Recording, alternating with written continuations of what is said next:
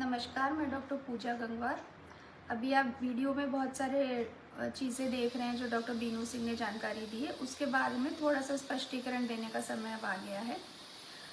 सबसे पहले जो डॉक्टर बीनू सिंह है, इनका पद्मा शुक्ला मैडम के साथ में कुछ द्वेष है आपसी, उसके बारे में हमें नहीं पता। स्टार्टिंग में इन्होंने मुझ पर बहुत ज़्यादा दबाव बनाया था कि मैं पद्मा मैडम के अगेंस्ट झूठी शिकायत लिख कर दे दूँ, जो कि मैंने सरासर मना कर दिया था। उस टाइम पर इन्होंने मुझे बहुत ज़्यादा परेशान करा था। उसके बाद में ये सीक्वेंस में रहा है, ये बार बार मुझे किसी न किसी चीज़ पे परेशान करती रही है।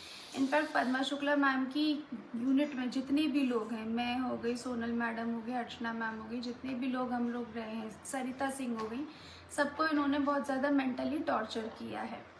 फिर आई लीव्स की बात, मैंने 4 साल में जितनी लीव्स ली है, मैडम ने उससे डबल लीव्स ली है।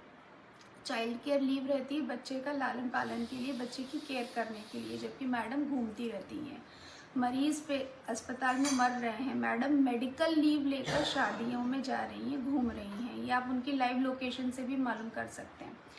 रही बात जो मैडम मोर्टेलिटी के ऊपर वीडियो में बोल रही हैं, उस मोर्टेलिटी का कारण ये था कि उसको टीयर हुआ था। उनको फिर ऑपरेशन में डॉक्टर सोनल अग्रवाल जो मेरी सीनियर थी, वो थी, मैं थी। ऑपरेशन सक्सेसफुल था, पेशेंट एकदम स्टेबल हो गई थी। फिर कुछ एनेस्थीसिया कॉम्प्लिकेशन हुआ जिसके कारणवश पेशेंट को हार्ट अटैक आया, पेशेंट बच नहीं सकी।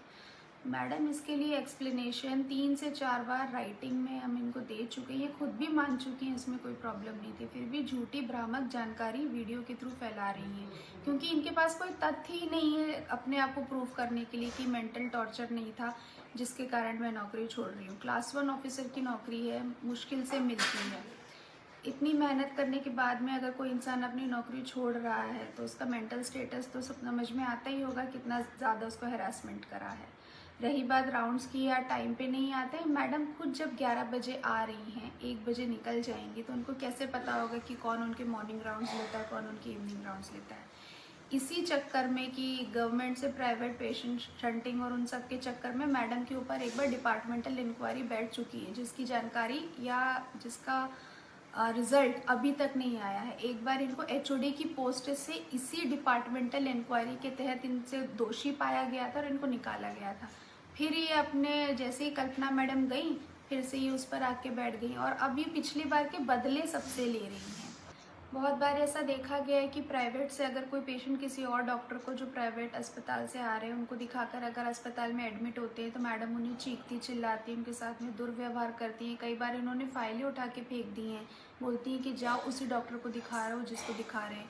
ये कहाँ की बात हो गई? वो पेशेंट की इच्छा है, पेशेंट की विल है। अगर वो गवर्नमेंट में अस्पताल में अपनी ट्रीटमेंट चाहता है तो आप कौन है उनको बोलने वाले कि आपने स्टार्टिंग से क्यों नहीं दिखाया? पेशेंट की मर्जी है, पेशेंट आ रहा है, आपको ट्रीटमेंट देना है। इसमें वो बाधा डालती हैं, पेशेंट को 2-2 3-3 दिन तक पड़े रहने देती हैं, उनका ट्रीटमेंट करने नहीं देती हैं, जिससे कि पेशेंट बिगड़ जाए और फिर उस डॉक्टर पे नाम आए जिसने उसको भेजा है यहाँ पे।